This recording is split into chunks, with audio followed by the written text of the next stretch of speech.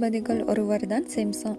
அவரது பிறப்பே விசேஷித்த விதமாக தேவதூதரால் முன்னறிவிக்கப்பட்டு இருந்தது. பிறப்பிலிருந்தே தேவனுக்கென்று நசரேய விரதம் கொண்டிருந்தவர். இஸ்ரவேலை பெலிஸ்தரின் கைக்கு நீங்களாக்கி ரட்சிக்கும் தேவ சித்தத்தோடு தான் அவர் பிறக்கப்பட்டார்.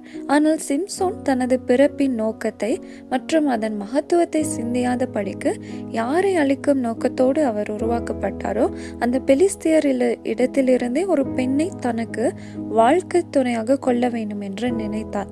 சிம்சோனின் தாயும் தகப்பனுமோ விருத்த சேதனம் இல்லாத பெலிஸ்தரிடத்தில் ஒரு பெண்ணை கொள்ள வேண்டியது என்ன, எங்கள் ஜனத்திலும் பெண் இல்லையா என்று தங்களது விருப்பத்தையும் தெரிவிக்கின்றார்கள். அப்ப சிம்சோன் தனது முடிவை மாற்றிக்கொள்ளவில்லை. தேவ சித்தத்திற்கும் பெற்றோரின் விருப்பத்திற்கும் மாறாக தனது சரீர அவயமாகிய கண்ணுக்கு, அதாவது சுயத்திற்கு முக்கியத்துவம் கொடுத்து பெலிஸ்தியரின் தேசத்திற்கு அவர் செல்றாரு. ஒன்றா இரண்டா பல பிரச்சனைகளையும் குழப்பங்களையும் சந்திக்க அவருக்கு நேரிட்டது. அவரை விடுக்கதை விளையாட்டு விபரீதமாக 30 கொலைகளை செய்ய வைத்தது. எரிச்சல், கோபம், பழிவாங்குதல், சமாதானம் இல்லாமை என்று பல காரியங்கள் அவரது நிம்மதியை பறித்து விட்டது. ஆசைப்பட்ட பெண்ணையோ அவரால் அடைய முடியவில்லை. காதலும் தோல்வி. சரி, நட்பாவது ஆறுதல் தருமா என்றால் அதுவும் இல்லை. பெண்ணின் சிநேகத்தினால் எளிதாக எதிரிகளிடம் சிக்கொண்டு கண்கள் பறிப்போகும் நிலை ஏற்பட்டது. கொஞ்சம் சிந்திச்சு பாருங்க.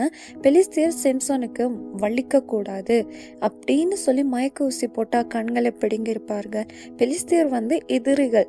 சிம்சோனால் பல அழிவுகளை சந்தித்தவர்கள். சிம்சோன் மேல் உள்ள ஆத்திரத்துல வலிக்க துடிக்க அவங்க கண்களை என்ன பண்ணியிருப்பாங்க, பிடுங்கி போட்டிருப்பாங்க இல்லையா?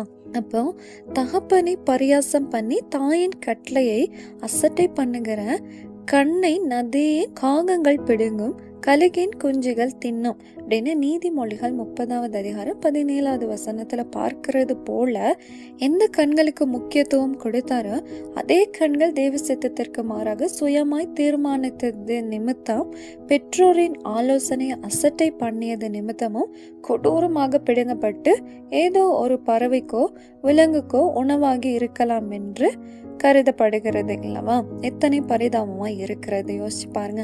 சிம்சோன் பின்னர் மனம் வருந்தி நொறுங்குண்ட நெஞ்சத்தோடு தேவனிடம் மன்றாடி இழந்த பலனை மீண்டும் பெற்றுக்கொள்கிறார். தன் முழு பலத்தோடு மிகுதியான பெலிஸ்தர் கூடியிருந்த அந்த கட்டிடத்தின் தூண்களை அசைத்து உயிரோடு இருக்கையில் அவரால் கொல்லப்பட்டவர்களை பார்க்கிலும் சாகும் போது அவரால் கொல்லப்பட்டவர்கள் அதிகம் என்று சொல்லும் விதமாய் பல பெலிஸ்தியர்களை அழித்து கட்டிடத்தின் இடிபாடுகளில் சிக்கி தானும் அவர்களுடனே மடிகிறார். நன்றாய் கவனித்து பாருங்க. சிம்சோன் படைக்கப்பட்ட நோக்கம் எங்க தேவனால் நிறைவேற்றப்பட்டு விட்டது. சிம்சோனின் மனமாற்றத்தினால் அவரது பெயரும் பின்னர் விசுவாச வீரர் பட்டியல் இடம் பெற்றிருக்கிறது. எபிரேயர் 11வது அதிகாரத்துல பார்க்க முடியும். ஆனால் சிம்சோனோ மனைவியையும் கண்டடையவில்லை, என்ன நன்மையும் கண்டடையவில்லை, சந்ததி ஆசீர்வாதத்தையும் அவர் பெற்றுக்கொள்ளவில்லை. ஒருவேளை சிம்சோன் தேவனுக்கு பயந்து பெற்றோருக்கு கீழ்ப்படிந்து தேவ ஜனமாகிய இஸ்ரவேல் ஜனங்களுக்கு ஒரு வாழ்க்கை துணையை தேர்ந்தெடுத்து இருப்பாரானால் சிம்சோன் காலத்தில் இருந்த நியாயாதிபதிகளைப் போல சிம்சோனுக்கும் 30 60 குட்டி சிம்சோன்கள் பிறந்திருக்கும் இல்லையா? அநேக குட்டி பலவான்களால் இஸ்ரவேல் தங்கள் எதிரிகள் மத்தியில எவ்வளவு தைரியமாய் சுகமாய் வாழ்ந்திருப்பார்கள். இப்படி எத்தனை அழிவுகள் யோசிச்சு பாருங்க. நீங்க கர்த்தருடைய தேவ சித்தத்துக்கு விட்டு கொடுக்கிறீங்களா, இல்ல சுயமான காரியங்களை செய்து உங்கள் வாழ்க்கையை நீங்க அழிவுக்கு நேராக உங்க வாழ்க்கையை நடத்தி கொள்றீங்களான்னு. God bless you.